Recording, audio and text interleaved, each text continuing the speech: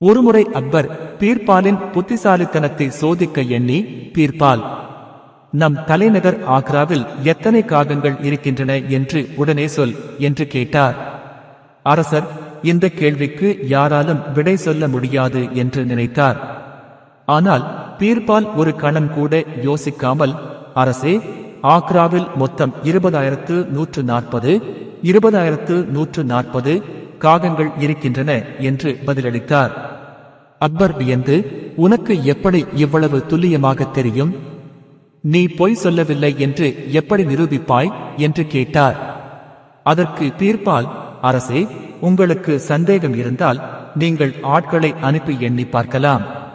நீங்கள் எண்ணும்போது அதிக காகங்கள் இருந்தால் அவை வெளியூரில் உள்ள தங்கள் உறவினர்களை சந்திக்க வந்திருக்கின்றன என்று அர்த்தம்.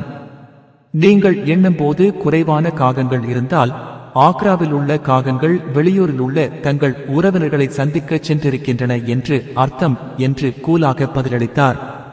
நீதி, சமயோசித புத்தியும் விரைவான சிந்தனையும் எந்த சிக்கலான கேள்விக்கும் விடை காண உதவும்.